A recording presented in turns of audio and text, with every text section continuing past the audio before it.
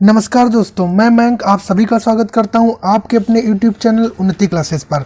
तो जैसा कि आपको पता है, मैं आपको यूपी ट्रिपल एस सी पेट के लिए जीके जीएस और मैथ रीजनिंग के लिए मैं आपको यूथ कंपटीशन का प्रैक्टिस सेट करा रहा था। उसी क्रम में आज फिर मैं आपके सामने उपस्थित हुआ हूं। तो ठीक है, तो अब क्लास को स्टार्ट करते हैं। आप लोगों से रिक्वेस्ट है कि चैनल को सब्सक्राइब कर लीजिएगा और वीडियो को लाइक और शेयर जरूर कीजिएगा। अगर आपको कंटेंट पसंद आ रहा है तो आपका बहुत सारा खूब प्यार मिल रहा है, ठीक है, तो इसी प्यार को बनाए रखिएगा। तो ठीक है, आप लोग क्या रिवीजन पर ज़्यादा से ज़्यादा जोर दीजिए। हर क्लास में मैं आपको बोलता हूँ कि आपको रिवीजन ज़्यादा से ज़्यादा करना है, ठीक है। तो चलिए स्टार्ट करते हैं, क्लास को आगे बढ़ते हैं।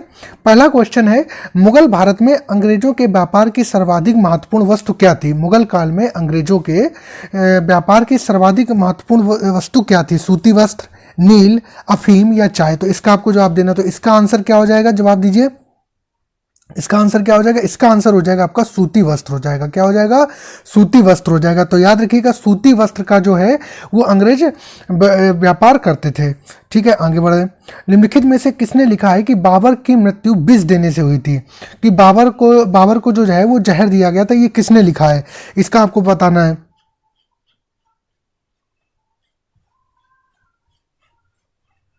तो इसका जो है ये हो जाएगा आंसर क्या? गुलबदन बेगम। क्या? गुलबदन बेगम, ठीक है। गुलबदन ने क्या कृति लिखी थी? उसका नाम है क्या?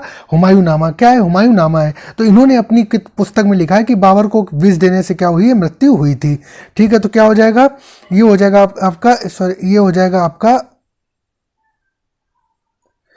जाएगा आपका गुलबदन बेगम। ऑप्शन सी करेक्ट हो जाएगा। आगे बढ़ते हैं। हिंद भारत की जनता के संदर्भ में हिंदू शब्द का प्रथम बार प्रयोग किया गया था। हिंद भारत की जनता के संदर्भ में हिंदू शब्द का प्रथम प्रयोग किया गया था। आपको बताना है हिंदू शब्द का जो प्रथम प्रयोग है किसके द्वारा किया गया था, इसका आपको जवाब देना है। तो क्या हो जाएगा इसका आंसर? यूनानियों ने, रोमवासियों ने, चीनियों ने या अरबों ने? तो इसका आंसर क्या हो जाएगा? इसका आंसर हो जाएगा आपका अरबों ने। क्या हो जाएगा? अरबों ने। ऑप्शन डी जो है वो क्या हो जाएगा? करेक्ट हो जाएगा। आगे बढ़ते हैं। निम्नलिखित तमिल ग्रंथों में किसे लघु वेद की संज्ञा दी गई है? निम्नलिखित तमिल ग्रंथों में किसे लघु वेद की संज्ञा दी गई है? इसका जवाब देना आपको। तो किसको संज्ञा दी गई है? जवाब दीजिए। और उसके रचयिता का भी नाम बताइए। आप बताइए। तो क्या हो जाएगा? ये हो जाएगा आपका कुराल हो जाएगा। क्या हो जाएगा? कुराल हो जाएगा। और इसके जो रचयिता थे वो कौन थे? तिरुवल्लुर थे। कौन थे? तिरुवल्लुर थे। कौन सा ऑप्शन? ऑप्शन डी जो है वो क्या हो जाएगा? करेक्ट हो जाएगा। आगे बढ़ते हैं।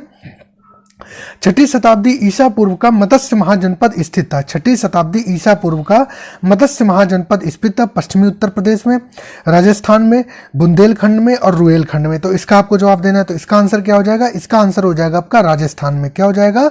राजस्थान में। तो फिफ्थ का आंसर क्या हो जाएगा? इसका आंसर हो जाएगा आपका फिफ्थ बी राजस्थान में। क्या है? बी राजस्थान में हो जाएगा। आगे बढ़ते हैं। भारत में कभी ब्रिटेन के सभी संवैधानिक प्रयोगों में से सबसे कम समय तक चला। भारत में ब्रिटेन के सभी संवैधानिक प्रयोग भारत में ब्रिटेन के सभी संवैधानिक प्रयोगों में से कम समय तक चला। कौन सा था वो सबसे कम समय तक चला था? वो चला था आपका मार्ले मिंटो सुधार जो आया था 1909 में। क्या आया था? मार्ले मिंटो सुधार 1909 में, जिसको कि 1909 इंडियन काउंसिल एक्ट के नाम से भी जाना जाता था, जिसको कि क्या ये 10 वर्षों तक ही केवल चला था। और ये सांप्रदायिक निर्वाचन प्रणाली की इसमें शुरुआत की गई। तो पूछा जाए सांप्रदायिक निर्वाचन प्रणाली की शुरुआत किस समिति की सिफारिश पर हुई थी, किस एक्ट के माध्यम से हुई थी? वो हुई थी 1909 का एक्ट। क्या था? 1909 का एक्ट हुआ था। आगे बढ़ते हैं। आईएनए मुकदमा किसके काल में चलाया गया? आईएनए मुकदमा किसके काल में चलाया गया? इसको आपको जवाब देना है। तो आईएनए के मुकदमे आपको पता है कब चलाए गए थे? आईएनए के मुकदमे जो है 1945 में चलाए गए थे। वो आईएनए मुकदमे जो थे वो आजाद हिंद फौज के सिपाहियों के समर्पण के बाद में किसने सरकार ने चलाए थे, कि उनकी मतलब कि निष्ठा पर उनकी सवाल खड़े कर दिए थे। तो ये चले थे 1945 में। तो 1945 में जो है क्या लॉर्ड माउंटबेटन था उस समय? लॉर्ड माउंटबेटन उस समय नहीं था। तो कौन था उस समय? लॉर्ड कैनिंग तो एक कब होगा? लॉर्ड कैनिंग तो 1857 की क्रांति के समय था। तो क्या आंसर हो जाएगा? ये हो जाएगा आपका लॉर्ड वॉवेल हो जाएगा। क्या हो जाएगा? Lord vowel. Option A correct हो जाएगा। आगे बढ़ते हैं। गांधी जी ने अपना डांडी मार्च कहाँ से शुरू किया? गांधी जी ने अपना डांडी मार्च कहाँ से शुरू किया? वर्धा से, साबरमती से, खेड़ा से, अहमदाबाद से। तो डांडी मार्च आपको पता होगा, दांडी यात्रा गांधी जी ने 12 मार्च 1930 को साबरमती आश्रम से शुरू की थी और कब तक? 6 अप्रैल तक ये चली थी। कब तक चली थी? 6 अप्रैल तक चली थी। ठीक है, उन गांधी जी को मिलाकर उनके साथ कितने अनुयायी थे? वो थे 79 अनुयायी थे। क्या थे? 79 थे। और गांधी जी के अलावा कितने अनुयायी थे? 78 अनुयायी थे। ठीक है, बात समझ में आ गई। अच्छा, आप मुझे गांधी जी से रिलेटेड एक प्रश्न बताएंगे? अब मुझे ये बताइए कि इंडियन ओपिनियन जो समाचार पत्र है वो गांधी जी ने कहाँ से प्रकाशित किया था? इंडियन ओपिनियन समाचार पत्र जो है वो गांधी जी ने कहाँ से प्रकाशित किया था? इसका जवाब आपको कमेंट बॉक्स में बताना है। इसका जवाब आपको कमेंट बॉक्स में बताना है। आगे बढ़ते हैं। निम्नलिखित में से किस कारागार में पंडित राम प्रसाद बिस्मिल जी को फांसी दी गई थी? निम्नलिखित में से किस कारागार में पंडित राम प्रसाद बिस्मिल को फांसी दी गई थी? गोंडा में, फैजाबाद में, गोरखपुर में, वाराणसी में। तो आपको पता होगा कि राम प्रसाद बिस्मिल जी को फांसी दी गई थी वो गोरखपुर में दी गई थी। राजेंद्र लाहिड़ी जी को कहां दी गई थी? गोंडा जेल में दी गई थी। ठीक है, बात समझ में आई आपको? ठीक है, तो क्या इसका आंसर हो जाएगा? इसका आंसर हो जाएगा आपका गोरखपुर हो जाएगा। क्या हो जाएगा? गोरखपुर जेल में फांसी दी गई थी। आगे बढ़ते हैं। निम्नलिखित में से कौन नेता उग्रवादी नहीं था? तो आपको पता है लाल बाल पाल, ठीक है, ये तो कौन से? बिपिन चंद्र घोष, ये सब कैसे? ये उग्रवादी नेता थे। लेकिन अगर बात करी जाए दादा भाई नौरोजी की, बिपिन चंद्र पाल की, दादा भाई नौरोजी की या WC बनर्जी को, ये लोग जो थे ये कैसे थे? ये आपके उग्रवादी नेता नहीं थे, ये उदारवादी नेता थे। मतलब ये शांति से आज़ादी चाहते थे, ये लड़ाई झगड़ा नहीं करते थे, इस तरीके का काम नहीं करते थे अंग्रेजों से। ठीक है, प्रश्न है 2000 से 5 की अवधि में वन क्षेत्र का सर्वाधिक ह्रास जहां देखा गया है वह है? 2000 से 5 की अवधि में वन क्षेत्र का सर्वाधिक ह्रास जहां देखा गया है वह है? इसका आपको जवाब देना है। तो वो आंसर क्या हो जाएगा? वो हो जाएगा आपका ब्राजील हो जाएगा। क्या हो जाएगा? ब्राजील हो जाएगा। ऑप्शन ए जो है वो क्या हो जाएगा? करेक्ट हो जाएगा। आंसर ए क्या हो जाएगा? करेक्ट हो जाएगा। आगे बढ़ते हैं। निम्नलिखित में से कौन सा देश नील नदी पर अपवाहित नहीं होता है? निम्नलिखित में कौन सा देश नील नदी पर अपवाहित नहीं होता है? तो इसको बताना। देखिए, वो कह रहा है कि नील नदी के किनारे बसे हुए जो शहर या देश हैं उनके उन किन किन देशों से गुजरती है बताना है। तो देखिए, इसमें आपका जो है कि ये जो आपका है इथोपिया है, सूडान है, युगांडा, ये तो कनेक्ट है, लेकिन चाड़ नहीं है। क्या है? चाड़ नहीं है। ठीक है, ये ए ऑप्शन वो क्या हो जाएगा? करेक्ट हो जाएगा। आगे बढ़ते हैं। निम्नलिखित राज्यों में से कौन सबसे बड़ा रबड़ का उत्पादक राज्य कौन सा? निम्नलिखित राज्यों में से कौन रबड़ का सबसे बड़ा उत्पादक राज्य? इसका आपको जवाब देना है। तो इसका आंसर क्या हो जाएगा? तो रबड़ की जब भी बात आएगी तो क्या हो जाएगा? केरल हो जाएगा। क्या हो जाएगा? केरल हो जाएगा। और रबड़ बोर्ड का मुख्यालय कहाँ है? कोट्टायम, केरल में है। ठीक है, आगे बढ़ते हैं। सूची 1 को सूची 2 से सुमेलित कीजिए। इधर पर्वतीय दर्रा है, उधर राज्य। माना दर्रा बताना है कहाँ है? माना दर्रा कहाँ है बताना है। तो माना दर्रा आपका कहाँ है? माना दर्रा कहाँ है? इसको माना दर्रा कहाँ है आपका? ये है आपका उत्तराखंड में। नाथुला दर्रा कहाँ है? सिक्किम में है। जोजिला दर्रा, सिपकिला दर्रा कहाँ है? हिमाचल प्रदेश में। सिपकिला दर्रा कहाँ है? हिमाचल प्रदेश में है। हिमाचल प्रदेश। जोजिला दर्रा कहाँ हो जाएगा? जम्मू कश्मीर हो जाएगा। तो 1 का 4 हो जाएगा। 4 के बाद में 2 का 1 हो जाएगा। 4 1 2 3 4 1 2 3 ये ऑप्शन करेक्ट हो जाएगा। 4 1 2 3 वाला ऑप्शन कौन सा? डी ऑप्शन जो है वो क्या हो जाएगा? करेक्ट हो जाएगा। बात समझ में आ गई? डी ऑप्शन जो है वो 4 1 2 3 4 1 2 3 ये सी वाला ऑप्शन करेक्ट होगा। 4 1 2 3 जो है ये सी वाला, देखो हमने आपको बता दिया 4 1 2 3 होगा, आंसर मैच कर लो आप। सी वाला ऑप्शन जो है वो क्या हो जाएगा? करेक्ट हो जाएगा। आगे बढ़ते हैं। वीवी गिरी राष्ट्रीय श्रम संस्थान स्थित है। वीवी गिरी राष्ट्रीय श्रम संस्थान स्थित है नोएडा में, नई दिल्ली में, गाजियाबाद में या गुरुग्राम में? इसका आपको जवाब देना है। तो वीवी गिरी राष्ट्रीय श्रम संस्थान जो स्थित है आपका वो कहाँ है? ये है आपका कहाँ? नोएडा में है। कहाँ है? नोएडा में है। तो इसका आंसर क्या हो जाएगा? इसका हो जाएगा आपका ए ऑप्शन करेक्ट हो जाएगा। आगे बढ़ते हैं। भारत में जनसंख्या में 10 की वृद्धि सर्वाधिक रही। भारत में जनसंख्या में 10 की वृद्धि सर्वाधिक रही है। तो बताना 10 की वृद्धि सर्वाधिक रही है कहाँ, कब रही है ये बताना है। तो ये रही है आपके 1910 की वृद्धि सर्वाधिक रही है, वो रही है आपकी, ये रही है 1961 से 71 के बीच में। कब?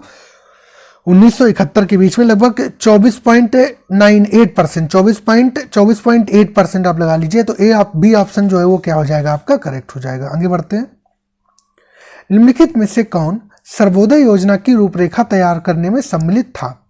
तो सर्वोदय योजना, इसका आपको जवाब देना है। तो सर्वोदय योजना क्या हो जाएंगे? ये हो जाएंगे आपके जयप्रकाश नारायण, क्या जयप्रकाश नारायण हो जाएंगे, जयप्रकाश नारायण तो क्या हो जाएंगे, ऑप्शन बी जो है वो क्या हो जाएंगे, करेक्ट हो जाएगा। आगे बढ़ते हैं। राउरकेला इस्पात संयंत्र की स्थापना हुई थी, राउरकेला इस्पात संयंत्र की स्थापना हुई थी, कहाँ हुई थी, इसका आपको जवाब देना है। तो इसका आपको जवाब देना है जर्मनी के सहयोग से। कहाँ से, जर्मनी के सहयोग से। ऑप्शन डी है वो क्या हो जाएगा, करेक्ट हो जाएगा। ऑप्शन डी है वो क्या हो जाएगा, करेक्ट हो जाएगा। आगे बढ़ते हैं।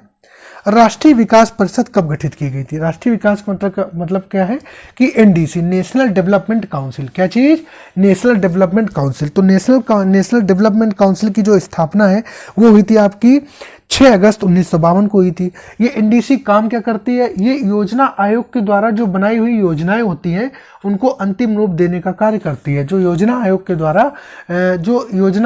द्वारा योजनाएं बनाई जाती हैं उनको अंतिम रूप देने का कार्य करती है। कौन करता है, कौन, एनडीसी करती है। ठीक है, आगे बढ़ते हैं। तो इसका कौन सा ऑप्शन करेक्ट हो जाएगा, ये हो जाएगा 6 अगस्त 1952, ऑप्शन डी करेक्ट हो जाएगा। आगे बढ़ते हैं। 1 रुपए के नोट पर किसके हस्ताक्षर होते हैं, 1 रुपए के नोट पर किसके हस्ताक्षर होते हैं। तो 1 रुपए के नोट पर जो या तो सचिव के या वित्त मंत्रालय सचिव जो होगा वित्त मंत्रालय का, उसके हस्ताक्षर होंगे। तो ऑप्शन बी जो है वो क्या हो जाएगा, करेक्ट हो जाएगा। आगे बढ़ते हैं। निम्नलिखित में से किस संविधान संशोधन अधिनियम से नगर पालिकाओं को संवैधानिक स्थिति दी गई थी।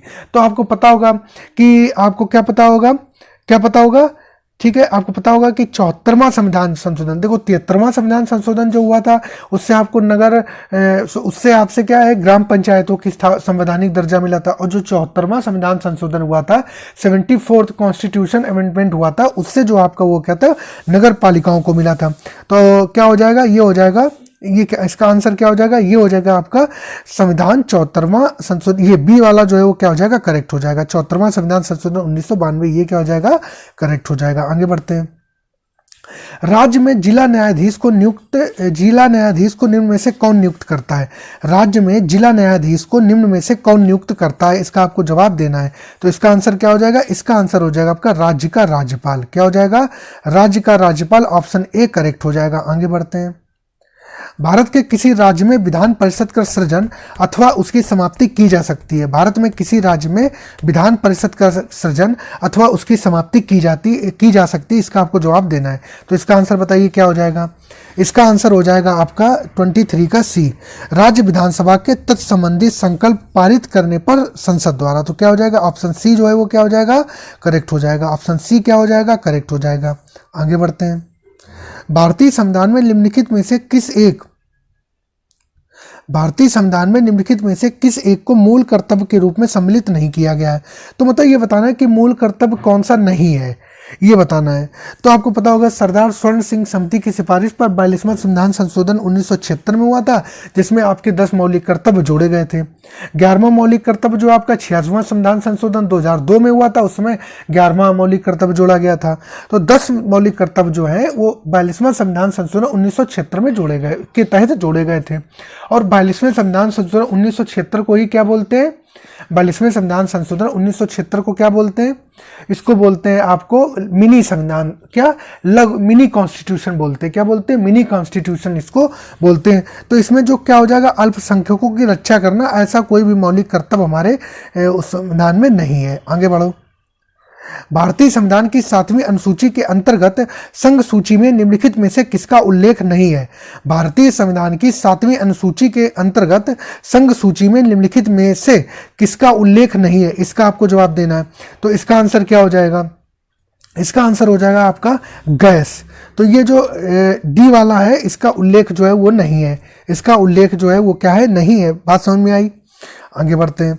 सूची 1 को सूची 2 से मूली नहीं करना है, सूची 1 को सूची 2 से मिलाना है। ठीक है, दिया है सूची 1 में सूची 2, लिखा है तर्कु रूप, क्या है, कुंभी रूप, शंकु रूप और कंदिल। इसका आपको जवाब देना है। तो इसका जवाब देना तो क्या हो जाएगा, तर्कु रूप जो होता है ये होता है आपका मूली होता है, तर्कु रूप जो होता है ये क्या होता है, मूली होता है। कुंभी रूप जो होता है ये क्या होता है, कुंभी रूप जो होता है ये क्या होता है, सलजम होता है। शंकु रूप क्या होता है, शंकु रूप जो होगा वो हो जाएगा गाजर हो जाएगा, शंकु रूप गाजर हो जाएगा, और कंदिल डहेलिया हो जाएगा, डहेलिया हो जाएगा। तो इसका आंसर क्या हो जाएगा, 1 का 2 के बाद में आपका बी का 3, उसके बाद में आपका सी का 1, उसके बाद में आपका 4, तो 2 1 3, 2 3 1 4, 2 3 1 4 कौन सा? ऑप्शन बी करेक्ट हो जाएगा। आगे बढ़ते हैं। श्वसन में ऊर्जा उत्पादित होती है, श्वसन में ऊर्जा उत्पादित होती है, इसका आपको जवाब देना है। तो श्वसन में ऊर्जा उत्पादित होती है, ये उत्पादित होती है आपकी एटीपी के रूप में। किसके रूप में? एटीपी के रूप में। ऑप्शन बी करेक्ट हो जाएगा। आगे बढ़ते हैं। वायुमंडल की ओजोन परत वर्षा करती है, प्रदूषण उत्पन्न करती है, पराबैंगनी विकिरण से पृथ्वी पर जीवन की रक्षा करती है, हाइड्रोजन उत्पन्न करती है, इसका आपको जवाब देना है। तो इसका आंसर क्या हो जाएगा? ये हो जाएगा पराबैंगनी विकिरण से पृथ्वी पर जीवन की रक्षा करती है। तो ये क्या हो जाएगा? सी ऑप्शन जो है वो क्या हो जाएगा? करेक्ट हो जाएगा। आगे बढ़ते हैं। सूची 1 को सूची 2 से सम्मिलित करना है। तो क्या है? कृत्रिम रूप से फलों को पकाना। तो कृत्रिम रूप से फलों को पकाने के लिए कौन सी गैस?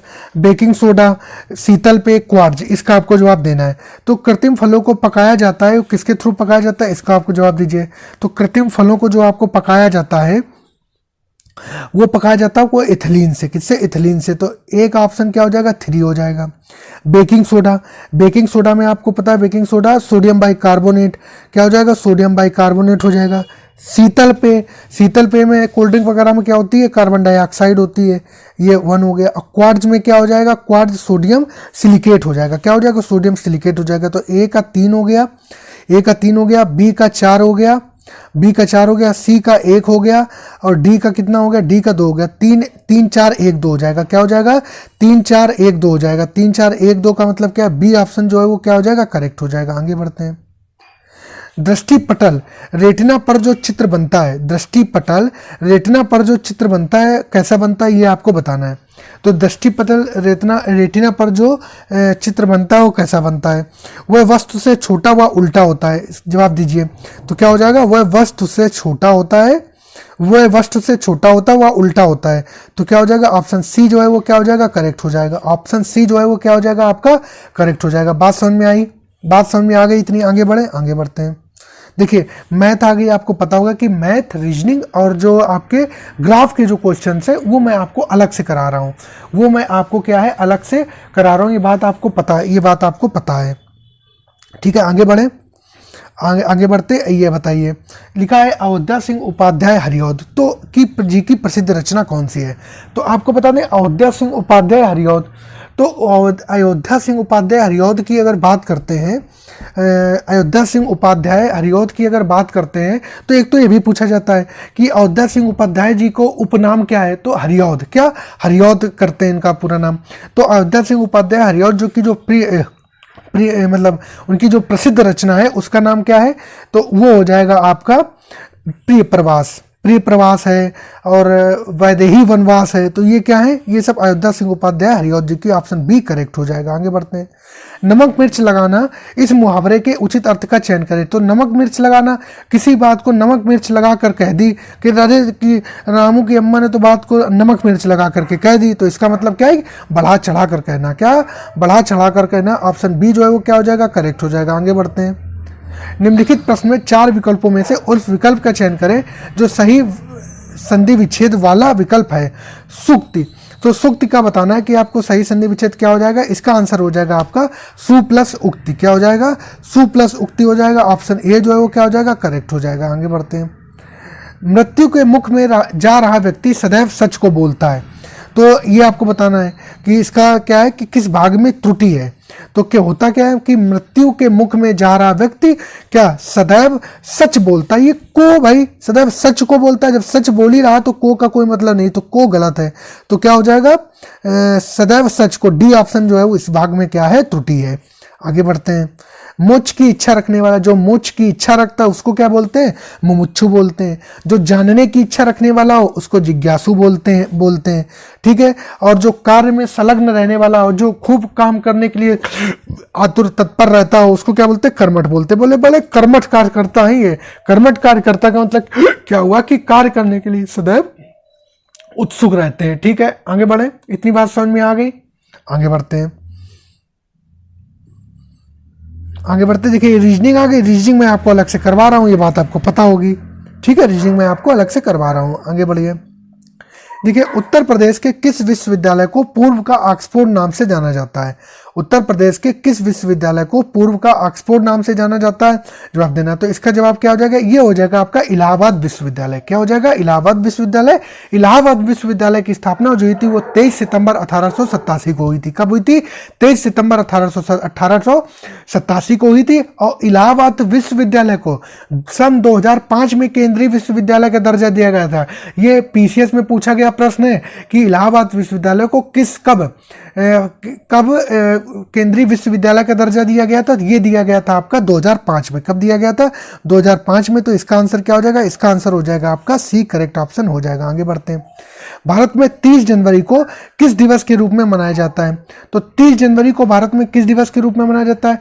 30 जनवरी को मनाया जाता है आपका शहीद दिवस। क्या? शहीद दिवस के रूप में। तो क्या हो जाएगा? ये हो जाएगा आपका बी ऑप्शन जो है वो क्या हो जाएगा? करेक्ट हो जाएगा। बी ऑप्शन क्या हो जाएगा आपका? करेक्ट हो जाएगा। आगे बढ़ते हैं।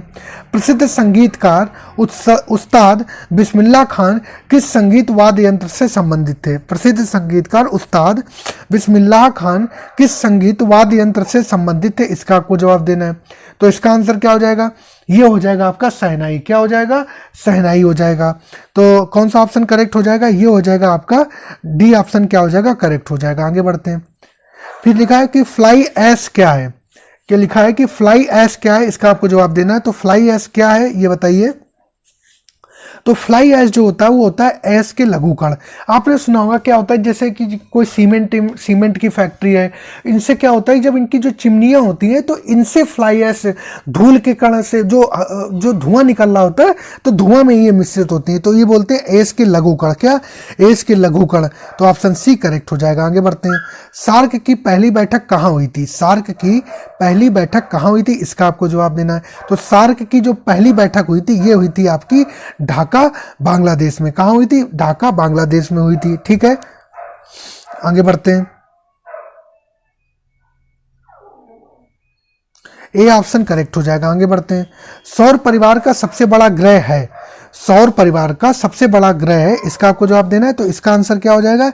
ये हो जाएगा आपका बृहस्पति हो जाएगा। सबसे बड़ा ग्रह क्या हो जाएगा? कौन सा हो जाएगा? बृहस्पति हो जाएगा। ऑप्शन सी करेक्ट हो जाएगा। ऑप्शन सी जो है वो क्या हो जाएगा? करेक्ट हो जाएगा। आगे बढ़ते हैं। ऑप्शन सी जो है वो क्या हो जाएगा? करेक्ट हो जाएगा। ऑप्शन सी करेक्ट हो जाएगा। आगे बढ़ते हैं। किस समिति ने त्रिस्तरीय पंचायत प्रणाली की अनुशंसा की? किस समिति ने त्रिस्तरीय पंचायत प्रणाली की अनुशंसा की? इसका आपको जवाब देना है। इसका आंसर क्या हो जाएगा? तो इसका आंसर हो जाएगा आपका बलवंत राय मेहता। क्या? बलवंत राय मेहता। ऑप्शन डी जो है वो क्या हो जाएगा? करेक्ट हो जाएगा। आगे बढ़ते हैं। नागार्जुन कौन थे? इसका आपको जवाब देना है। नागार्जुन कौन थे? इसका आपको जवाब देना है। इसका आंसर बताइए क्या हो जाएगा? इसका आंसर हो जाएगा एक बौद्ध दार्शनिक। क्या थे? एक बौद्ध दार्शनिक थे। ऑप्शन डी करेक्ट हो जाएगा। आगे बढ़ते हैं। नशीली दवाओं के दुरुपयोग और अवैध तस्करी के खिलाफ अंतर्राष्ट्रीय दिवस, जिसे विश्व ड्रग दिवस के रूप में मनाया जाता है, यूनाइटेड नेशन द्वारा 26 जून को मनाया गया। इसकी थीम क्या है? इसकी थीम बतानी है आपको। तो इसका आंसर क्या हो जाएगा? इसका आंसर हो जाएगा स्वास्थ्य और मानवीय संकटों में नशीली दवाओं की चुनौतियों का समाधान। तो क्या हो जाएगा? ये हो जाएगा आपका ए ऑप्शन करेक्ट हो जाएगा। आगे बढ़ते हैं। हाल ही में अंतर्राष्ट्रीय नाविक दिवस कब मनाया जाता है? अंतर्राष्ट्रीय नाविक दिवस जो है वो कब मनाया जाता है? इसका आपको जवाब देना है। इसका आंसर हो जाएगा आपका 25 जून। क्या हो जाएगा? 25 जून। क्या हो जाएगा? 25 जून हो जाएगा। इतनी बात समझ में आ गई आपको? अगला क्वेश्चन पढ़ते हैं। अगला क्वेश्चन क्या हो जाएगा? इसका आप जवाब दीजिए। तो अगला क्वेश्चन क्या है? हाल ही में भारत ने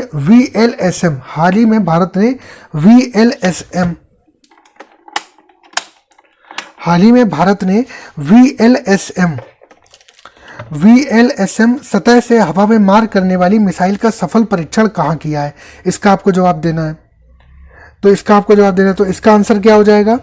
इसका आंसर बताइए। इसका आंसर हो जाएगा आपका उड़ीसा में। क्या हो जाएगा? उड़ीसा में। ऑप्शन सी करेक्ट हो जाएगा। उड़ीसा में। ऑप्शन सी करेक्ट हो जाएगा। कब कहाँ किया था? उड़ीसा में किया था। आगे बढ़ते हैं। हाल ही में अंतरिक्ष स्टार्टअप पारिस्थितिकी तंत्र पर एक दिवसीय राष्ट्रीय सम्मेलन का उद्घाटन कहाँ हुआ है? हाल ही में अंतर्राष्ट्रीय स्टार्टअप परिस्थिति तंत्र पर एक राष्ट्रीय सम्मेलन का उद्घाटन कहाँ पर हुआ था? इसका आपको जवाब देना है। तो इसका आंसर हो जाएगा आपका नई दिल्ली में। कहाँ पर? नई दिल्ली में। ऑप्शन बी करेक्ट हो जाएगा। ठीक है, आगे बढ़ते हैं। हाल ही में अत्याचार के पीड़ितों के समर्थन में अंतर्राष्ट्रीय दिवस कब मनाया जाता है? हाल ही में अत्याचार के पीड़ितों के समर्थन में अंतर्राष्ट्रीय दिवस कब मनाया जाता है, इसका आपको जवाब देना है। तो इसका आंसर क्या हो जाएगा? इसका आंसर हो जाएगा आपका 26 जून को। क्या 26 जून को? ऑप्शन बी करेक्ट हो जाएगा। ऑप्शन बी करेक्ट हो जाएगा। आगे बढ़ते हैं। 19 जून 2022 को किस देश में जून तीथ फेस्टिवल मनाया जाता है? तो जून तीथ फेस्टिवल जो है वो आपका किस देश में मनाया जाता है, इसका आपको जवाब देना है। तो इसका आंसर क्या हो जाएगा? ये हो जाएगा आपका अमेरिका में। क्या? अमेरिका में। तो इसका आंसर कौन सा हो जाएगा? डी ऑप्शन जो है वो आपका करेक्ट हो जाएगा। आगे बढ़ते हैं।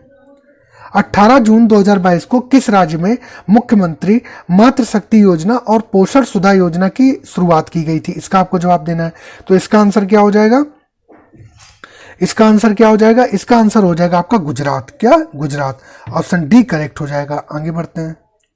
जून 2022 में कौन अंतरराष्ट्रीय फुटबॉल इतिहास में संयुक्त 5वें सबसे ज्यादा गोल करने वाले खिलाड़ी बन गए, इसका आपको जवाब देना है।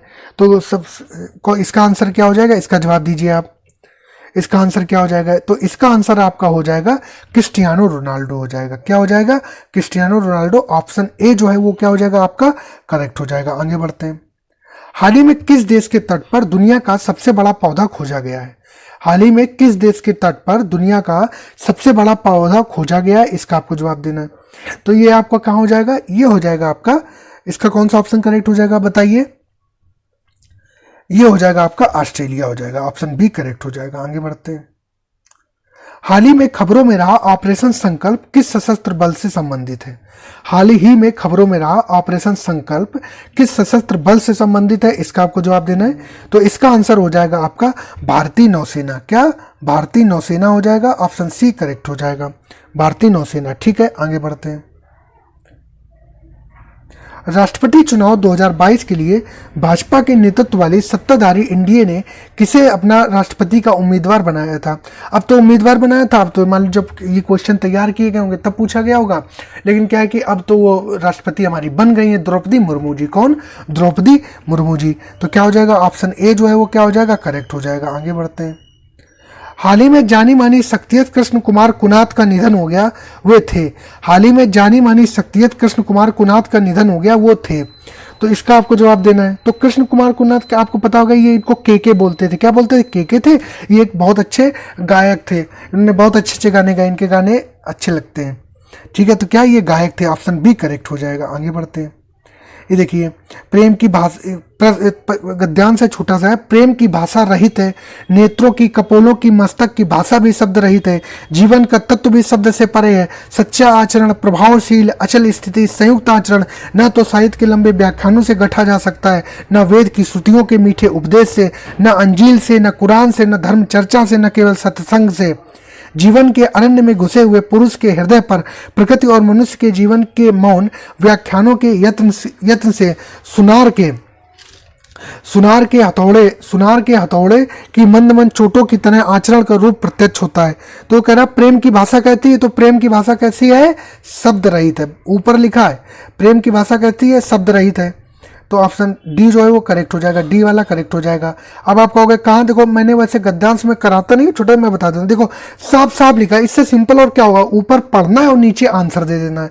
प्रेम की भाषा शब्द रहित है, तो 71 में डी ऑप्शन हो जाएगा, शब्द रहित है। अरण्य का शाब्दिक अर्थ होता है। अब गद्यांश ना भी आपने पढ़ा हो तब भी आपको पता होगा, जो अरण्य का अर्थ होता है वो होता है, क्या होता है? जंगल होता है। क्या होता है? जंगल होता है। अरण्य के पर्यायवाची जंगल है, विपिन है, कानन है, अरण्य है, ये सब क्या है? जंगल के ही तो पर्यायवाची। तो इसका आंसर क्या हो जाएगा? ये हो जाएगा आपका बी करेक्ट हो जाएगा। यत्न से क्या आशा है? तो यत्न करने का मतलब क्या होता है? तो यत्न करने का मतलब क्या होता है? प्रयास करना। गद्यांश में किसकी महिमा का वर्णन किया गया? तो जब गद्यांश आपने जो पढ़ा है इसमें किसकी महिमा का वर्णन किया गया? ये वर्णन किया गया आपका आचरण की। किसकी? आचरण की। ऑप्शन ए जो है वो क्या हो जाएगा? करेक्ट हो जाएगा। आगे बढ़ते हैं। गद्यांश का उपयुक्त शीर्षक होगा, तो अभी आपने देखा गद्यांश का उपयुक्त शीर्षक क्या होगा? जब आचरण की बात की जा रही तो सच्चा आचरण। क्या? सच्चा आचरण। सच्चा आचरण जो ये क्या हो जाएगा, ऑप्शन सी करेक्ट हो जाएगा, ऑप्शन सी करेक्ट हो जाएगा। ठीक है, वैसे ही आपका ये दूसरा गद्यांश है, इसको आप पढ़िएगा, इसको करिए, कितना सिंपल होता है। और उसके बाद में ये आपके मैथ के क्वेश्चन, ये तो मैं आपको अलग से क्लास लेकर के आ रहा हूँ। तो ठीक है, सब लोग जो है चैनल को भाई सब्सक्राइब करिएगा, वीडियो को लाइक शेयर कीजिएगा। इससे क्या होता है, एक मोटिवेशन मिलता है भाई, क्या मिलता है, एक मोटिवेशन मिलता है। ठीक है, आपके लिए और मेहनत करने के लिए। और वैसे आपको यकीन नहीं होगा, आपके लिए बहुत मेहनत की जा रही है, जितना हो सकता है उससे ज़्यादा ही मेहनत की जा रही है आपके लिए। ठीक है, तो आप इसको थोड़ा सा ध्यान रखिए, बहुत छोटा सा परिवार है आपका, इसको बड़ा करने में मदद कीजिए हमारी। ठीक है, आप लोग अपना ध्यान रखिएगा। ठीक है, और सब लोग अपना ध्यान रखिएगा। सब लोगों को नमस्कार, जय हिंद, वंदे मातरम।